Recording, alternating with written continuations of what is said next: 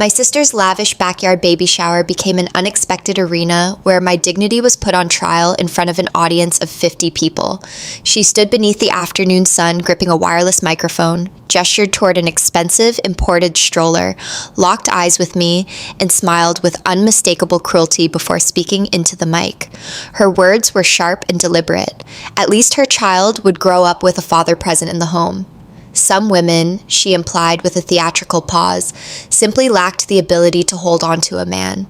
Polite but uncomfortable laughter moved through the crowd like a wave, and my own mother chose that moment to amplify the wound, announcing loudly that some women were simply destined to make poor life decisions, and that her precious daughter had nothing to worry about.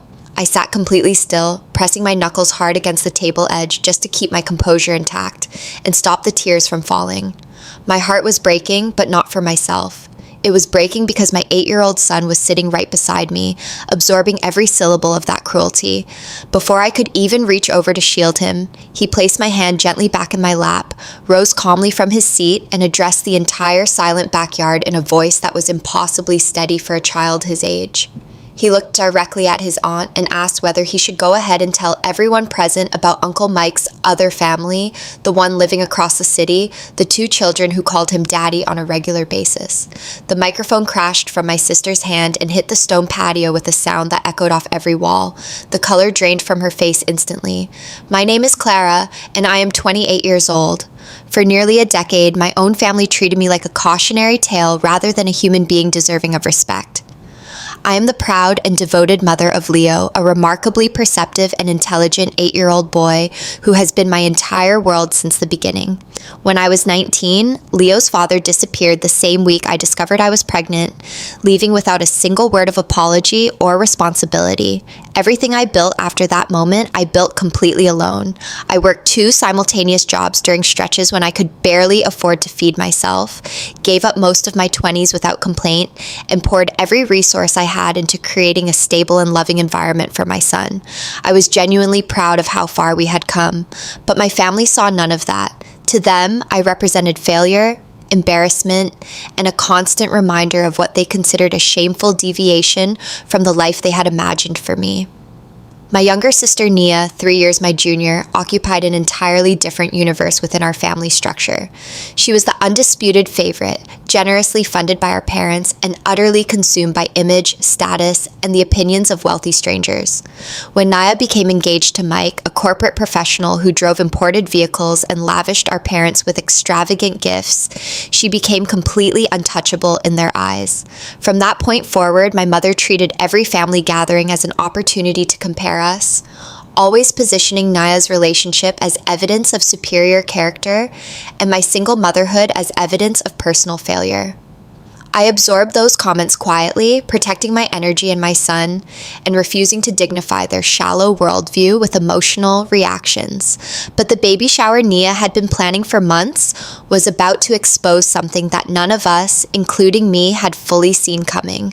The glittering world they had constructed around Mike was sitting on a foundation that was already beginning to crack. Nia's invitation to her own shower arrived as a text message that read more like a formal notice than a gesture of sisterly affection.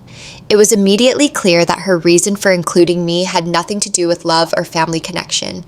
She wanted a contrast. She wanted me seated visibly among her wealthy, polished guests so that her own life could appear even more radiant by comparison. The event itself was an overwhelming production stage entirely in our parents' expansive backyard, which had been converted into something resembling a high-end venue. There were towering floral installations, custom draped fabric along every surface, and guests circulating with champagne and crystal glassware. I arrived in a simple, clean dress, holding Leo's hand tightly, and the condescension began before we had fully stepped through the gate. My mother looked me up and down, exhaled loudly, and whispered that I might have made more of an effort given the caliber of the event and the people attending. Nia, within earshot of several nearby guests, smiled indulgently and said something about how we could not reasonably expect someone from a single-parent household to grasp the expectations of this kind of gathering, then added a remark about being surprised I had brought my child rather than arranged for someone to watch him. They delivered every insult with the casual confidence of people who had never once been challenged, completely unaware that their performance of perfection was already contaminated at its core. The moment everything collapsed arrived after the main course had been cleared and the formal portion of the celebration began. Nia took the microphone, positioned herself beside the oversized designer stroller that our parents had purchased as their signature gift, and turned to face the assembled guests with an expression of theatrical gratitude. But her eyes kept finding mine. She began her remarks by expressing how fortunate and blessed she felt, surrounded by the people she loved and supported by a devoted partner. Then she tilted her head in my direction and allowed her voice to take on a pointed, performative sympathy. She commented that at least her child would enter the world with a father who had chosen to remain. She implied that certain women in the family had demonstrated an inability to sustain meaningful relationships, whereas she had clearly made wiser decisions. Laughter moved through the crowd again, uneasy but present, and several guests turned to locate the target of her remarks. My mother nodded along from the head table, contributing her own editorial about poor choices and broken households, assuring Nia that she had nothing to concern herself with. I gripped the edge of the table and held myself together through sheer determination, thinking about Leo and refusing to give them the public breakdown they were performing for. I reached toward my son to at least cover his ears from the remainder of the speech, but he was already moving. Leo stood up with a composure that silenced every conversation in the yard within seconds. There was no anger in his face and no hesitation in his posture. He simply looked at his aunt with a calm, focused directness that made him appear far older than his years, and he spoke clearly enough for every person present to hear. He asked whether, given how highly she spoke of Uncle Mike, he should share with the gathered guests the information about Mike's other household in the city, including the 2 young children who referred to him as their father. The effect on the crowd was immediate and total. The microphone fell from Nia's hand and produced a sharp, ringing crack against the patio stone. Every trace of her earlier smugness vanished. Across the yard, Mike, who had been standing near the outdoor bar, went completely rigid, his glass slipping from his fingers and shattering on the tiles at his feet. My mother shot up from her chair and lunged toward Leo, her voice cracking as she demanded he stop speaking and accused him of fabricating stories to sabotage his aunt's celebration. But Leo did not move, did not waver, and did not look away. He simply stood exactly where he was, and in doing so, shifted the entire atmosphere of the party from celebration to reckoning. Understanding how an 8-year-old came to possess information of this magnitude requires understanding who Leo is. He has always been unusually observant, deeply detail-oriented, and entirely comfortable with technology, in a way that consistently surprises adults who underestimate him. Approximately 2 weeks before the shower, Mike had offered to take Leo to a gaming arcade at a nearby mall while visiting our parents. The gesture seemed generous and out of character, and in retrospect, it was clearly engineered as a distraction that would allow Mike to step outside and manage his private communications without adult supervision nearby. While Mike paced anxiously beyond the arcade's glass entrance, making a series of urgent calls, he left his unlocked phone sitting face up on the table directly beside Leo's game tokens. Almost immediately, a rapid sequence of notifications began appearing on the screen from a contact identified as Sarah. The previews contained emotionally charged language demanding overdue financial support and legal accountability. Attached to several of the messages were photographs of 2 young children standing inside a cheerfully decorated apartment, holding a homemade banner that read a birthday message addressed to their father. Leo did not touch the phone. He simply read everything that appeared, committed it to memory with the precision he applies to everything, and filed it away without fully processing its adult implications at the time. He understood it as a confusing puzzle rather than as evidence of a double life.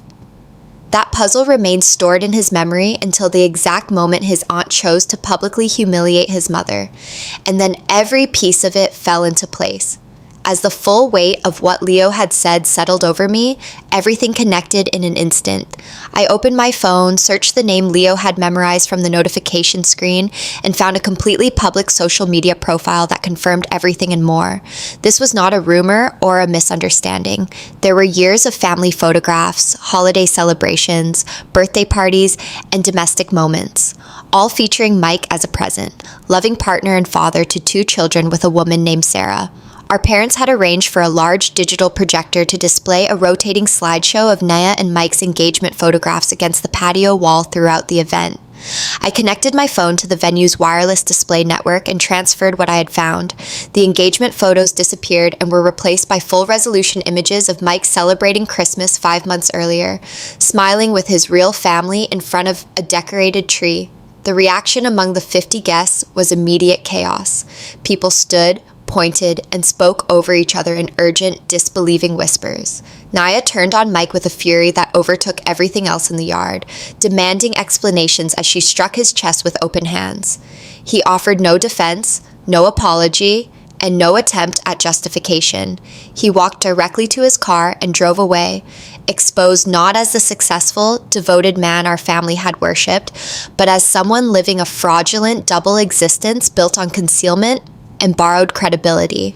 My mother sat down slowly in her lawn chair and stared at the projection screen in complete silence. The architecture of everything she had celebrated now visibly collapsed around her. I looked at my family for what felt like the last time I would ever look at them with any residual hope.